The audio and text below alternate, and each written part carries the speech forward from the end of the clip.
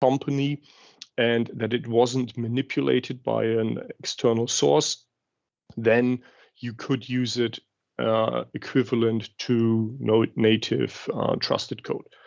So that was the first evolution, telling or enabling the system to distinguish between someone checked it and said, okay, you can trust this piece of code, versus code that wasn't signed and therefore is untrustworthy, and of course your own code, which is trustworthy again. That was the first approach, and the second approach was using some kind of piece of code which, like a guardian, let's call it a guardian. So you have always taking a look at the untrusted code. So you can download untrusted code and a guardian checks what is this thing trying to do. And based on so-called security policies, the guardian knew, okay, this piece of code is allowed to do has certain rights. It can not manipulate files, but it can open up threads or sockets, for instance. And code from a different other entity is allowed to play around with files, but not allowed to play around with sockets and threads, for instance, or execute programs on the machine. So the policies could be quite fine-tuned to what are the systems, or what is the untrusted code allowed to do. And the policies, there were certain, or there are still certain policies which allow or which enable you to fine-tune the behavior of this guardian. And it is not only for all untrusted code, but you can say, okay, this untrusted code from this source can do this, and this untrusted code from this source can do that.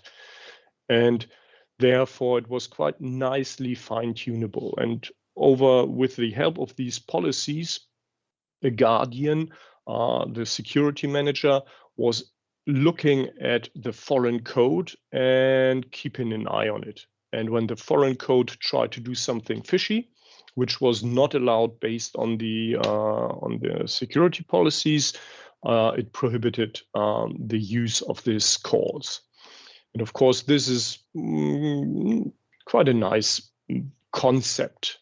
And therefore, even so, this security manager got dropped with Java 17. This concept that you have description files and something that takes a look at the overall behavior is something that will definitely be something you will stumble upon some time or another in your coding life. So that was the idea, and that was what I told you. We have this security manager. We have, let's use some kind of laser pointer. It's more like it. So we have the untrusted code, something you downloaded from the internet.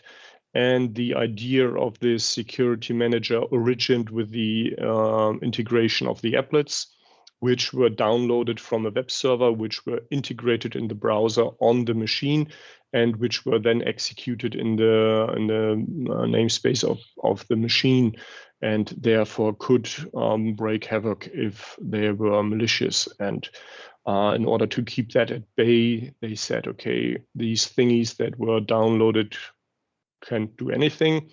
That was too restrictive and hindered the use of applets overall, and therefore they fine-tuned the behavior, and what popped out was this architecture. So the applet tries to call a specific method, open up a socket.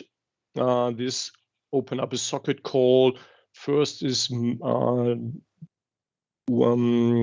delegated to a security manager, and the security manager checks this untrusted code from this source tries to do this specific dangerous call, and based on the policies it decides, okay, this source is allowed to do this dangerous call or it is not.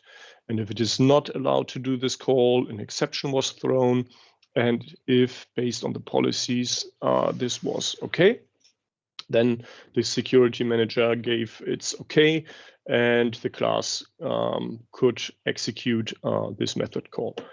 And this is, of course, a nice and good working approach. And this worked for more than a decade quite nicely. So something that could be useful at some point in time when you face the same problem in some project or another. Right. So the security manager is the relevant part, the guardian that checks if a specific call is allowed or not. The guardian wasn't active by default. So if you don't activate a security manager, everything is allowed. And of course, this is when you download code from external sources, you should always think, okay, should this be allowed or not? And as this faces high security risks, Java, the basic Java more and more reduced the abilities to download distant code because it's a high security problem. Aside from the typical API calls, there are always errors that are unknown and exploits that can be used, and therefore they try to reduce this problem as far as possible. Activating a security manager isn't really a problem, so you can set the security manager inside code. You can use different security managers. We would have had to integrate the RMI security manager, or when you start up the program, you could add some additional command line parameters in the run configuration, and the relevant one would be Java Security Manager. What you could also state was where this policy file resides. So the big problem, of course, is a big problem is relative. You need to tell the security manager which policies should be taken into account. And on the next slide, we will see where it typically checks for the security policies.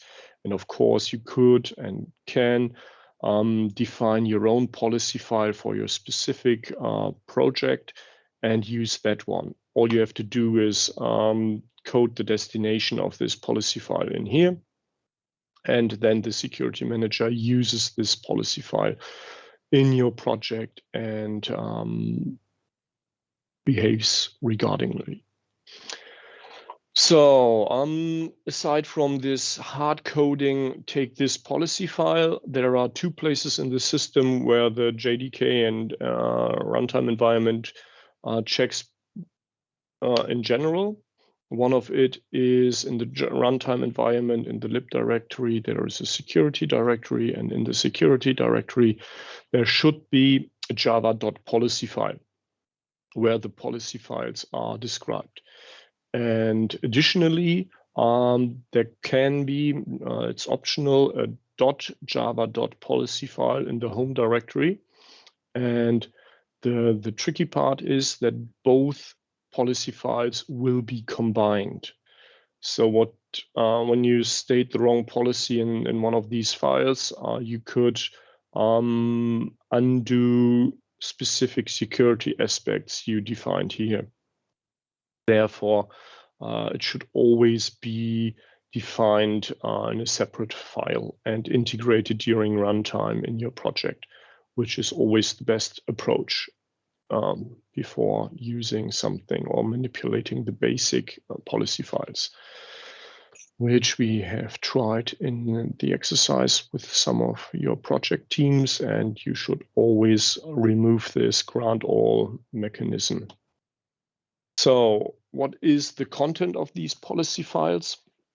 The policy files contain these grant commands, grant certain permissions for certain classes and some optional aspects.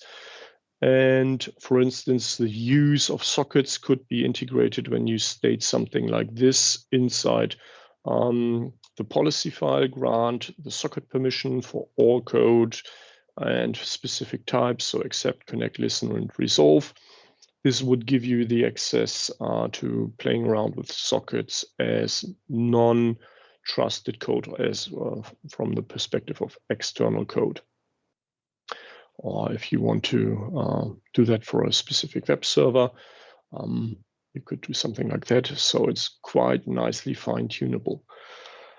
What we typically did in the past years was we choose the easy way, the quick and dirty approach, by integrating this line here. And this line here, of course, is quite to be used carefully. It's quite dangerous because when you integrate this line in the property file, in the policy file, then you grant all permissions, which means there are no restrictions for external code. This works nicely for our exercise, but should be removed when the exercise is finished, because otherwise, every time you start up a security manager and think you have everything under control, this line here opens every door you have to external code. In the field where we are playing around, this should not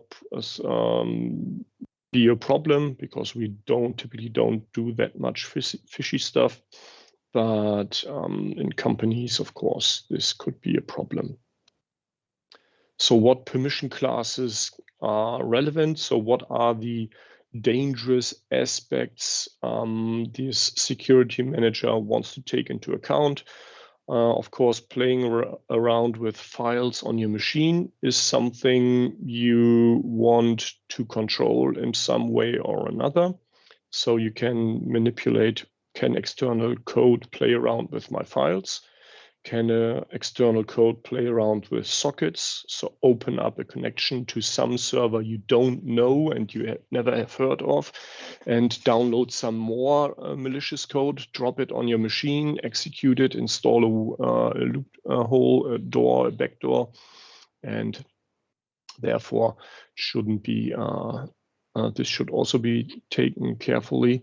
The properties, so playing around with the system properties, playing around with the runtime, playing around with the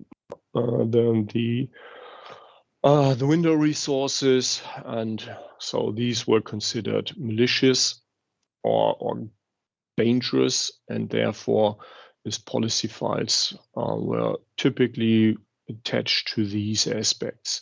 And as we already saw, the security all permissions undoes all the fine-tuning that is done in these ones. And then, of course, nothing happens. Can we see an example for this kind of behavior? Yeah, perhaps a comparable behavior is this permission mechanism on Android, where you also state certain elements are allowed to do certain permissions.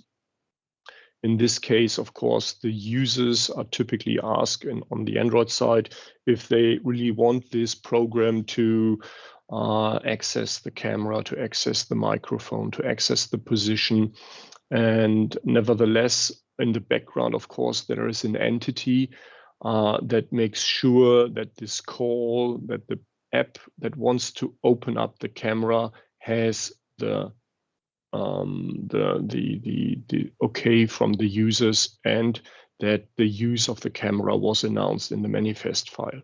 So this permission system in Android is quite similar to the security mechanism of Java in general.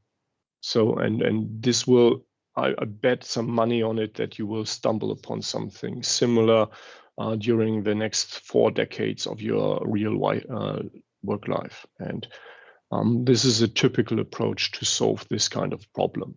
You have an entity watching and making sure that everything is done in the right manner, and you have some kind of description files where you state, okay, this is allowed, this is not allowed, and so on. And that's basically how it could be or can be done in an appropriate way and in a manageable way. So the idea, the concept of this security manager, even as it is discarded from the Java standard library, is a typical approach, and you just need to remember the concept.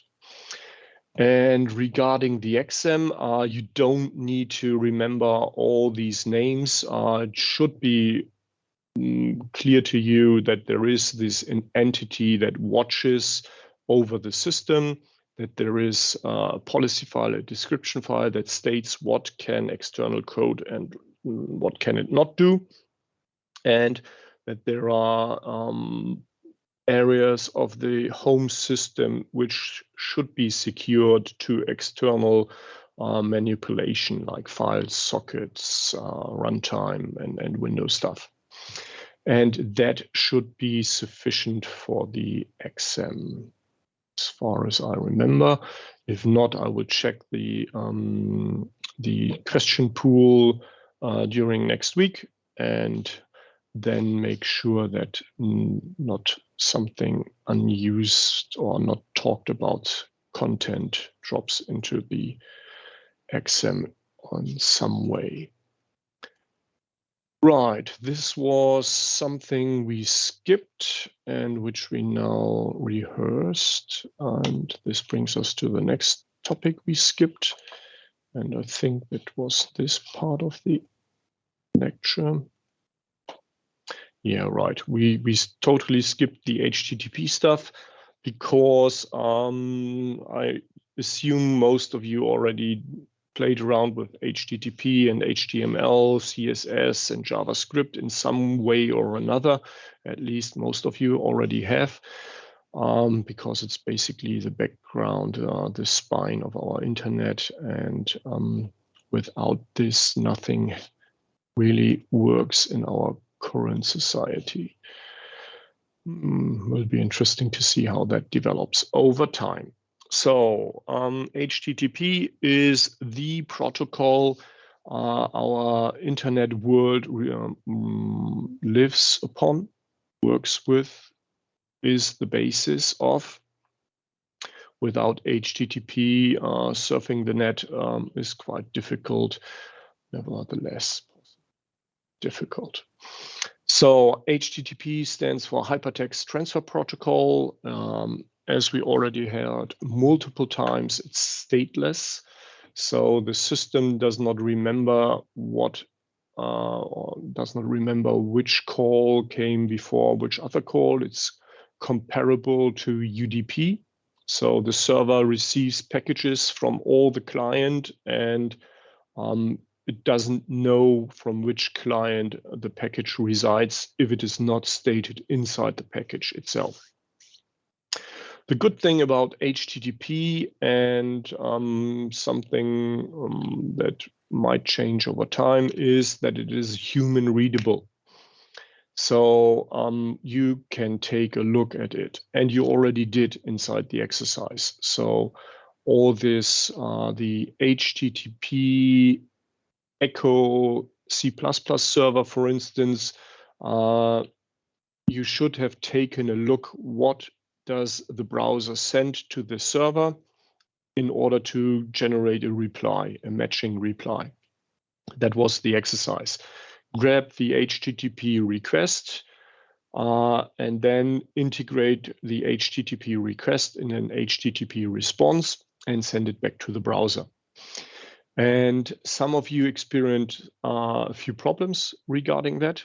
And typically this problem is based on the structure of the HTTP response, namely the response size that was, and that's just one tiny number and one tiny fragment of the overall relatively large HTTP protocol, which brought you that problems. But as far as I remember, most of you succeeded with that. And as we skipped that, I cannot really reduce you in that many points if you haven't solved that problem.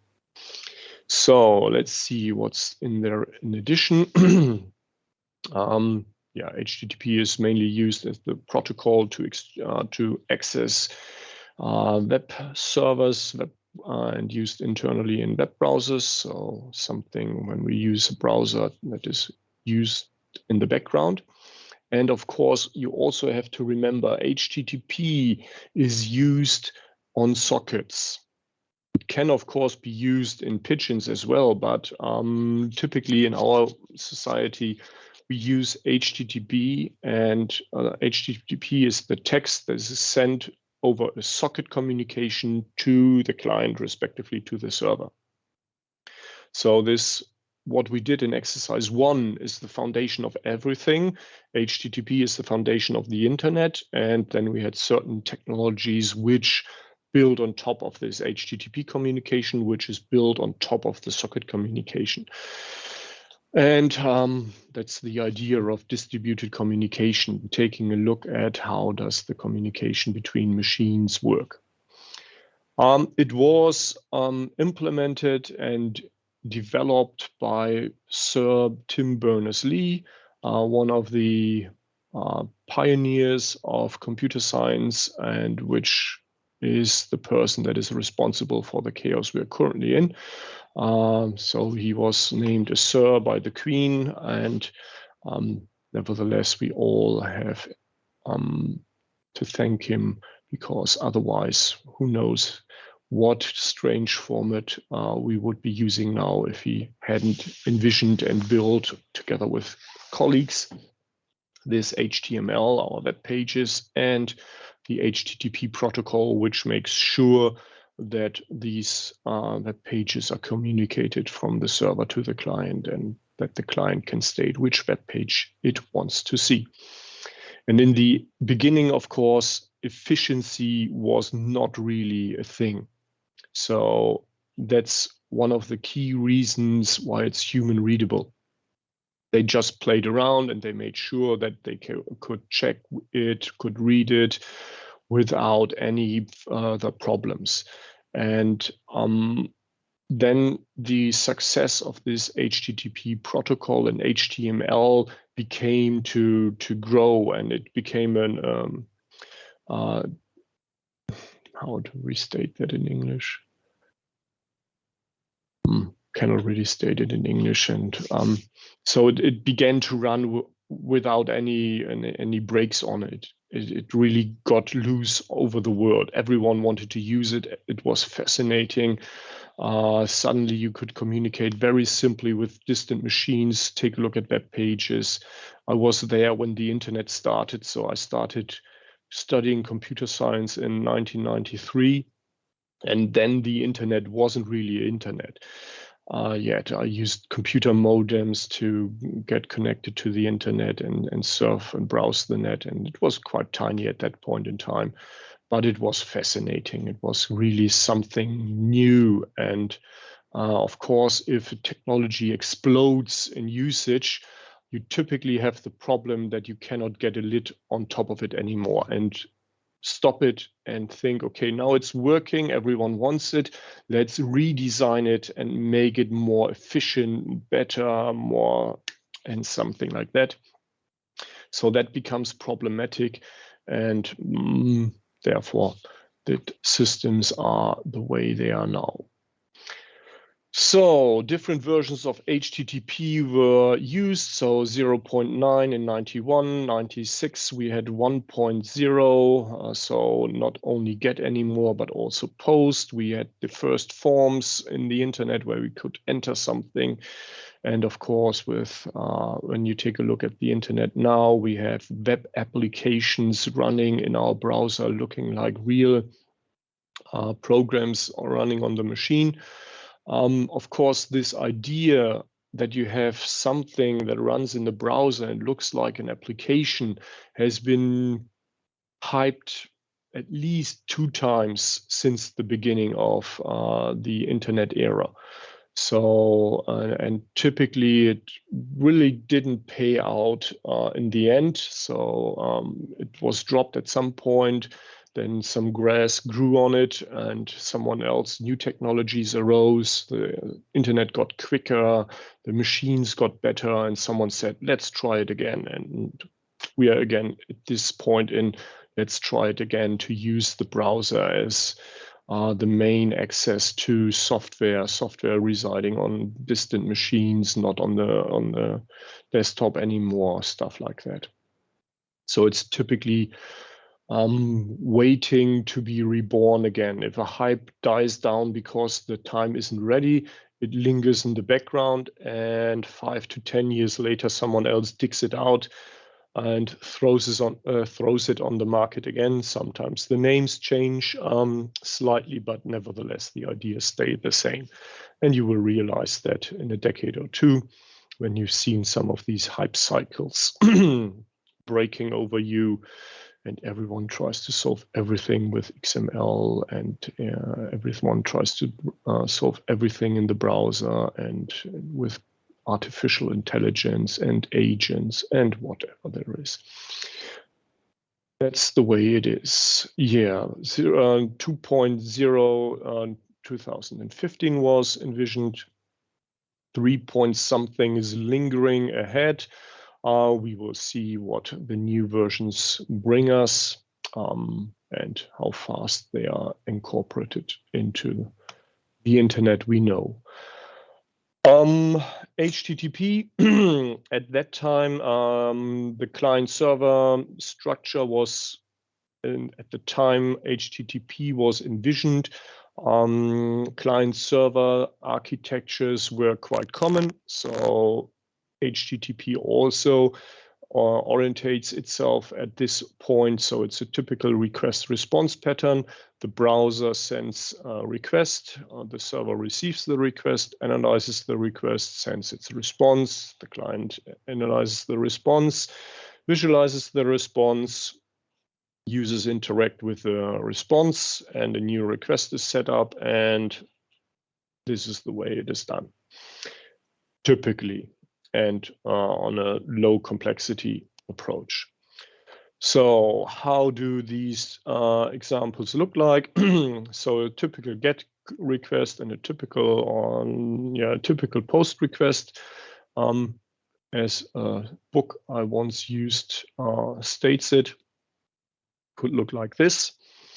And when we take a look at the structure of the HTTP messages, and this is the important part regarding the XM, is that the HTTP protocol, the messages themselves, are grouped. So HTTP is not one single row of something.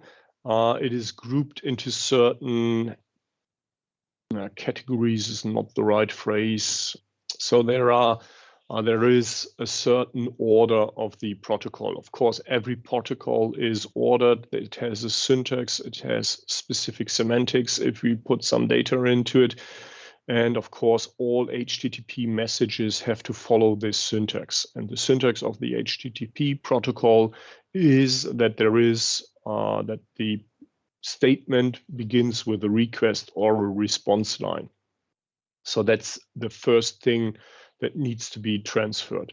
Then there might be some general headers, then there might be some request or response headers, and then there might be entity header, and then the entity, the content of the message itself. So that is how HTTP messages, request and response are ordered, are structured. And this, of course, is relevant for the XM, that you know that there is a specific structure. You don't need to know all the attributes that are inside a general header or that are described in an entity header, which are presented on the following slides. But you need to remember that there is a structure and how it is in generally grouped. That is relevant for the XM. The entities of the relevant headers is not relevant for the XM. Okay, so keep that in mind. Yeah, request response, as you already can see in this graphics, is there are some differences. So in the first line, typically there's a difference between request and response. The general headers can be used from both directions, as same as the entity header, and possibly the entity body. And of course, there is some request and response header in it in addition. So the content of the request, which is relevant for the exam, that the request line contains the access method, the name and the address of the desired file or URL, and as well as a version number. The general header, some transport technical information could be dropped in there. The request header, additional data for the request and the client. So what is the type of data I want? And the entity header, the actual data, describing the actual data and the entity itself. That is part of the game. Response side, as we already heard, general entity header are similar, or similar content can be used, and of course the entity also is the same. Nevertheless, the response has some specifics which are distinguishable from the request command. So the response line, the protocol version of the response, the status code, and the reason phrase. If everything is fine, you all know the 404 error. And that, for instance, can be stated in here. Nevertheless, if everything works fine, the response header can additionally integrate some aspects, data about the server, downtime, whatever you think about. And it's there are quite a few possibilities available which we don't need to remember. If you want to know them, take a look into a book or open up the correct web page that tells you so. Nothing you need to remember in any way, just you need to remember that there are certain aspects available. So this is some aspects concerning the general header, what can be used in there. It's not complete, so there are multiple other elements that can be put into the general header. It's just an excerpt, and the HTTP entity. Well, the entity header, how is the content encoded, content language, and the important part which caused certain problems for some groups is the content length.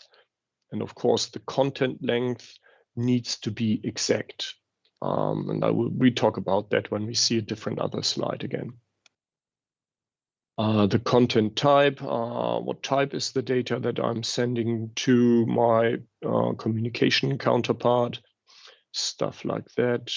Last modified, if you want to cache something, for instance, transfer encoding, if it is chunked, meaning that you get more data from the next response. We can remember that from the socket communication when we talked about the problem that you try to communicate more data than you could stuff into one socket package at a time. You had to, or you would have had to resend data multiple times. And this is similar for the HTTP protocol. And then, of course, the data type, which can be nearly everything we can think about. Then the request line, different access methods could be used. The URI, the HTTP version, the request methods, of course, typically get and post are used. Nevertheless, head, put, and delete are also possible to be used in the request. And what type of data do I accept? So this was part of the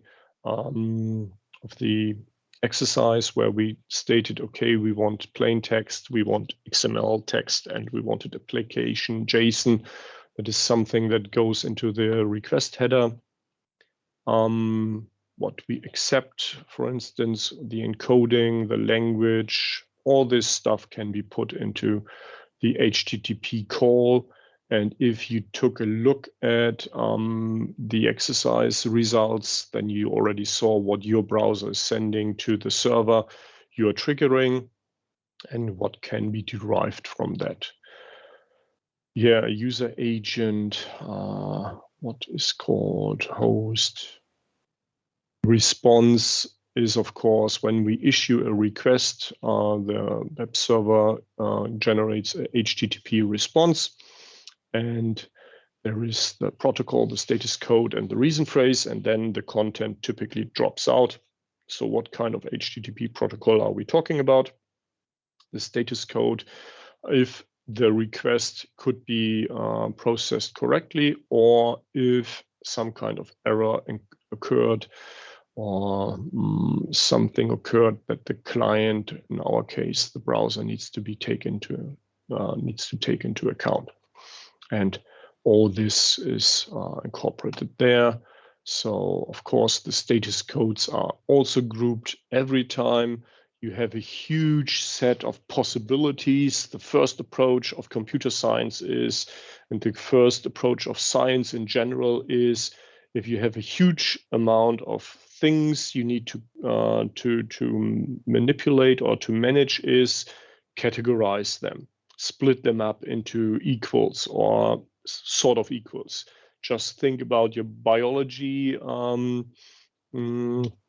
school time, where you had all the living things on the planet are categorized, and all the non-living things are categorized. We have iron, we have gold, we have, and so on.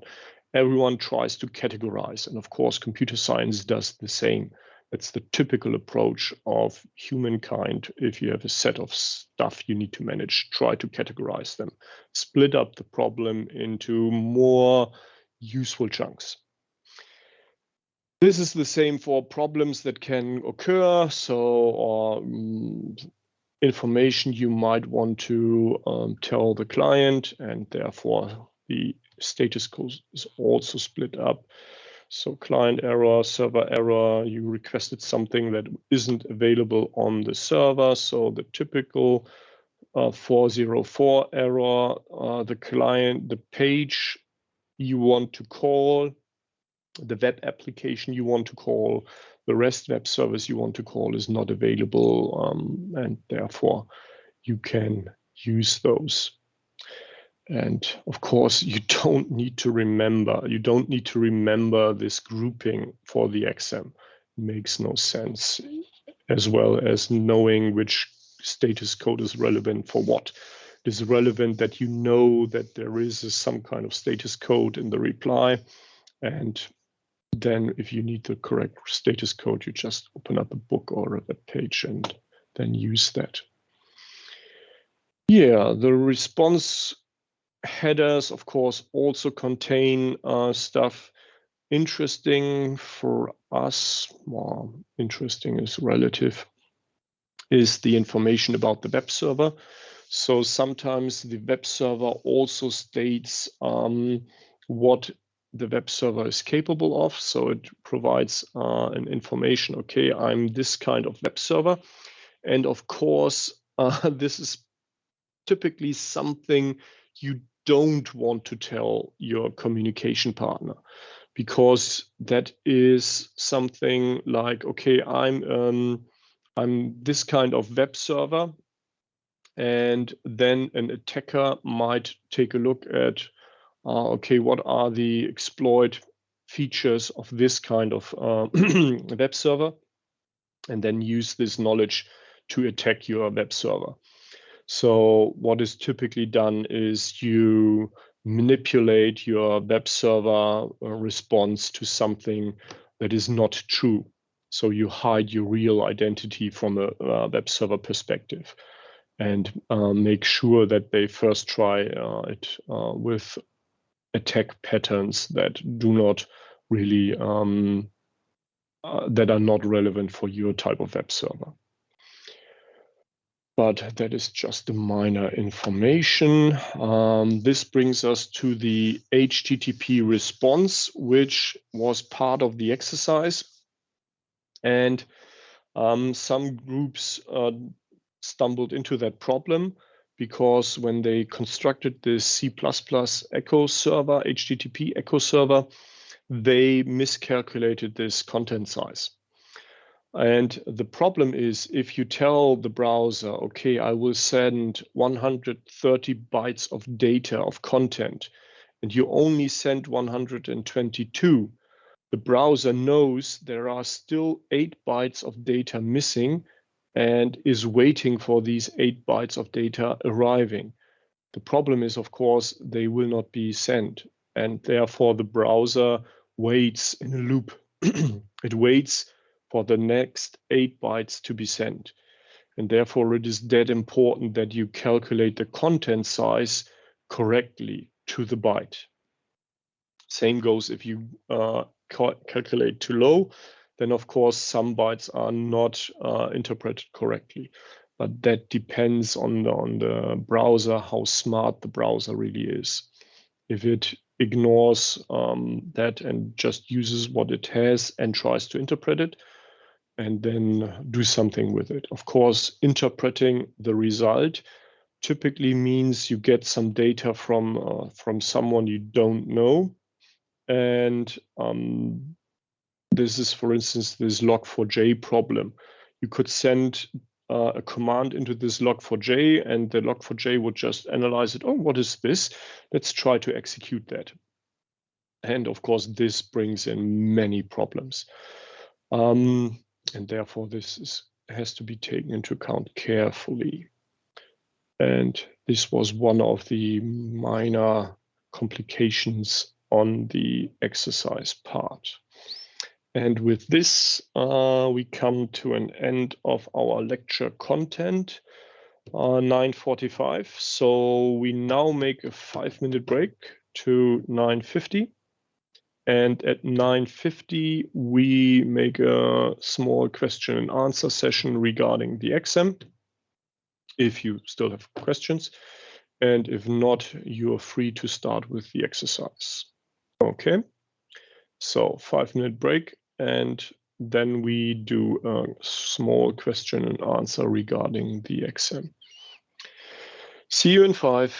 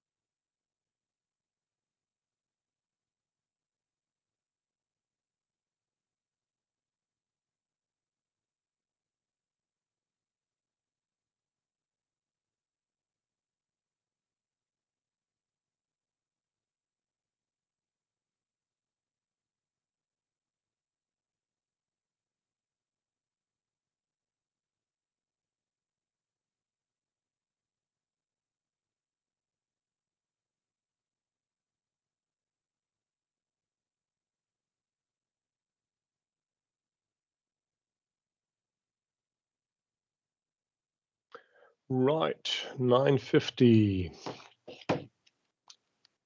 Are there any questions regarding the exam? Now would be the time to state them.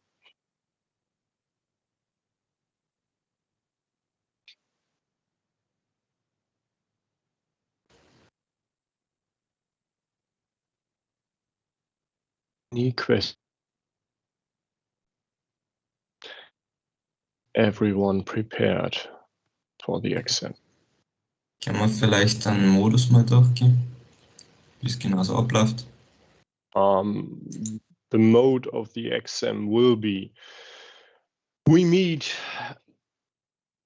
in an call just like this one. Everyone has her and his camera on. Then I will give you the Moodle exam. So you get the exam will be visible by then, but it will be secured by a code. And then I will copy the code into the chat channel of the call. You will then be able to access the exam. Number of questions, the content of the question randomized based on a question pool for every question. You can only go forward, you cannot go backwards. So keep that in mind, that's that important. No navigation backwards is possible. And of course, there will be a timing restrictions to 90 minutes. So the exam will be open typically 10 minutes before the exam start, the official exam start, and 10 minutes after the official exam start. And somewhere in this 110 minutes, you have a 90-minute block of time to solve the exam. And that's the way it is done. And no further time is granted afterwards, or it's fixed? No, it's fixed. 90 minutes. Yeah. And we don't have to do any coding in this exam? No. No direct coding, so you don't need a compiler of any kind. What you need is that you have done the exercises and are capable of distinguishing, okay, this is a good approach, or when I would enter something like this in a working system, the result would be that, and I need to do the following steps in order to achieve the following result.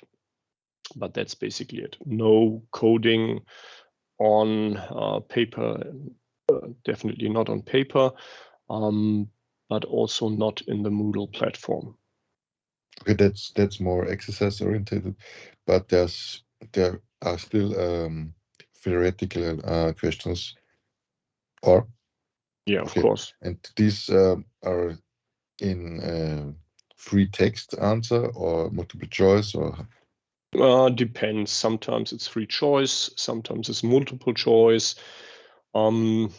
Depends on the question. Okay, and to the question pool, let's say it's 500 questions, so it could be. Could 500? No, man, do you know how long it takes to generate 500 questions? But in a different order, everybody gets the same questions, but in different order. Or is the possibility that some get maybe some random questions which the other didn't have, and the topics. So basically, I group my exams in topics. So everyone gets. Let's talk in general about sockets, and everyone gets 2 randomized questions, short answer questions for sockets. Then there is a pool of 10 questions, and these 10 questions are provided to every student. Afterwards, there is a slightly more difficult questions about sockets, which would take a medium amount of time. Typically, I group my questions into short answers, medium answers, long answers. Short is typically yes or no, A, B, C, stuff like that. Medium answers is sort this in the right order, how to do it, which are the states a socket is going through. And the large answers is, okay, you need to generate some kind of text. Why is this? How is this done? What are the steps necessary? And then you have to write something like that. Okay. And the order: short question, medium question, long question, short question, medium, medium, is the same for every student. But for every medium question sockets of kind A, there is a specific pool of 3 to 10 questions. And this is switching for every student. And I cannot manipulate it. I just tell Moodle, okay, I want this question to be randomized. And then Moodle takes a look at the pool that is associated to this question, and I have no saying in that. Okay. What I can do is I tell Moodle, okay, the order of the pools I use. Mm-hmm.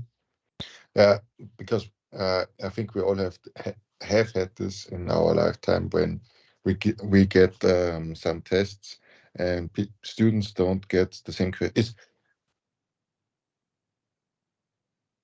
If we get different questions, they always tend to, this was an easier question and I got the bad question. That's why I sad. wanted to ask.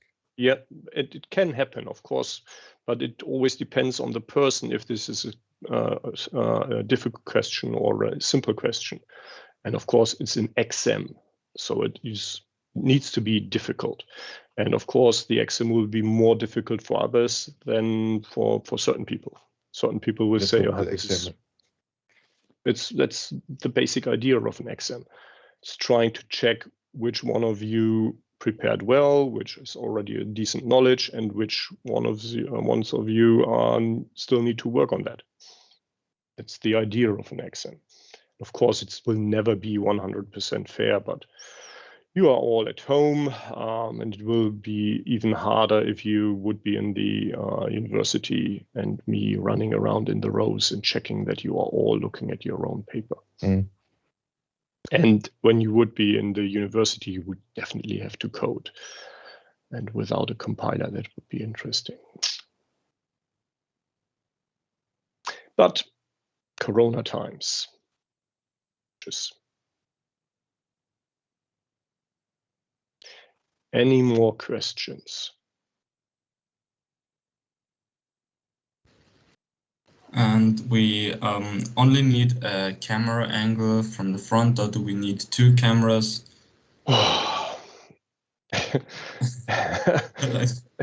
Because you need to have a setup previous to the exam.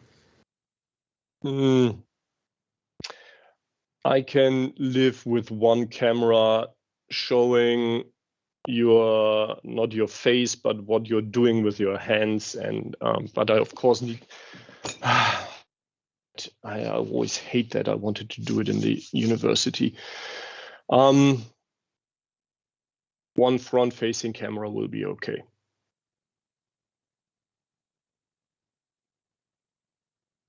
One front-facing, just like you are looking at me now. I want that from you as well. I need to identify that you are the person that is doing the exam. At least assume that you are doing the exam.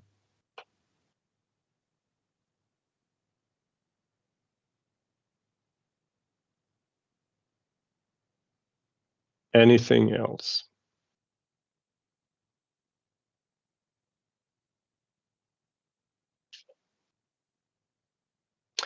If you have still got questions, or if something pops out during the weekend or so, you still have time till, when is our exam? Exam time is next week, Friday. So till Thursday, you can still issue questions. And I want some appointment is to check the last exercise with the ones that cannot or will not finish today, and that will be quite a few. Okay. So who will contact me on that behalf? Mr. Steiner, I assume, and so that is it now respectively not Mr. Plattner anymore? Depends. If Mr. Plattner has time, he can Okay, of okay. course do it as well. But if he doesn't find time, you can of course show me your results as well. Okay. Then let's book a service termin. Let's book the latest. You said Wednesday on the 26th. Wednesday 26, somewhere on the early day, around 9 till 1 o'clock is possible for me. And Let's book the 12 to 13. 12 to 13. Is it there? Let's go to 11 to 13. It No would problem. be better. I was 11 to 13 on Wednesday 26th as distributed information systems exercise late presentations. Is that okay for everyone? Yeah. Okay, let's make this appointment.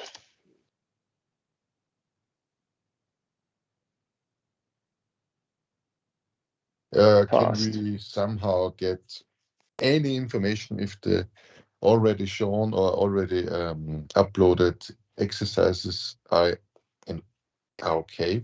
Because maybe some people would like to know if this what they if the content they uploaded is great or not great. Maybe also for the great exam. or not great is something I already stated on the first slide package. If you want comments regarding the quality of your solutions, you need to actively ask that during exercise hours. It is explicitly stated on the slides, and this is still valid. Regarding the documentation, it is also stated every class, every method, every property needs to be well documented. The style guides, which is not really complicated, method parameters get an underscore, properties get an M header. With all your content, perfect. And that is all. There is no necessity to discuss that. It's that but simple. it would be nice to get some points back. Because what do you want? If you do that, you get 100%. You get no. Yeah, but if you have achieved all the sub exercises. Yeah, for then example, you get one. Then you have 100%. Exercise. Well, I don't get your question. Because the first exercise was the most difficult for us, and we had a problem with the flushing of Java and so on, and so it was really a mess. And unfortunately, it was also the exercise with the most accountable points to the whole thing. Because it's the most difficult one. Now we are reaching for 100 points every time, and this of course costs a lot of time, even if there's some, like I mentioned yesterday, the date problem, whenever it crashes there. And that's why I wanted to ask, how is the standpoint? Do we get the information? When you can do that on your own. It's stated on the first slide package how much the first exercise is accounting for the overall exercise. But we don't have it, the number. It's 45%, and you showed Mr. Plattner your results, and he told you, okay, you got this one right, this one right, this one right, this one right, and then you can calculate based on the exercise sheet. Okay, 5%, 10%, 15%. So you got 35%, 45%, and then you make an Excel sheet. You have 75% of exercise 1, which is valid 45% of the overall exercise grade. And if you cannot calculate that, what that means for your overall exercise grade, the exam could be quite difficult. Yeah, no problem. But this was not the question, because we have maybe a topic of the exercise number 1, which was not, which was maybe everything was working, but one line of code doesn't work, and even Plattner said he doesn't know why. But here, or last time, where we had to make it more beautiful, the content creation of the I think the website. You meant it should be done with some whatever how it is called, and nobody of us didn't know that this was the need, and it wasn't standing on the slides either. So Plattner said, "Did you do this with?" It didn't know. I don't know the name anymore. And we said, "No, we never have touched this, and it wasn't considered on the slides." And we thought making one font bigger than the other is more beautiful than making all the same size, and that's why we don't know what's the exact points. Because some are partially fulfilled, and we didn't get if it is 20% or 25%. We didn't know. But you can ask Mr. Plattner what your functionality percentages are, and then you can calculate and see what your overall goal is. Okay, so we I haven't received to get the points any further to the exam. No. Okay. There will be no time for that.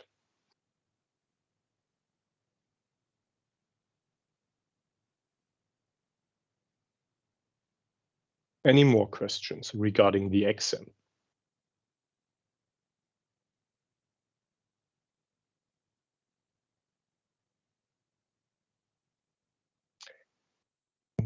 Still time. So if you have questions, and if you don't want to state them in this assembly, you can always contact me in private or write me an email if you have questions. If you have questions regarding the content, if it is important or not, you have till Thursday to reach me through Teams or whatever, and we can discuss that in private or in groups or whatever you like. And when we have the exercise presentations on Wednesday, you can also have, and if questions should arrive till then, you can use that time to question me. Okay.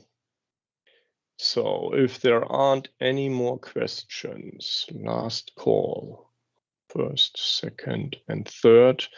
I will close this meeting and then open up the next group meeting, and we can then continue with the exercise. Okay, perfect. Have a nice day, all of you. I don't see anymore, so automotive computing. And you can ask Mr. Plattner what your overall percentage grade regarding the functionality is all the time. Checking the documentation and stuff like that. That will take me some time after the lecture, and then I will issue that. Okay, so see you in the exercise. Bye. Ciao. Bye.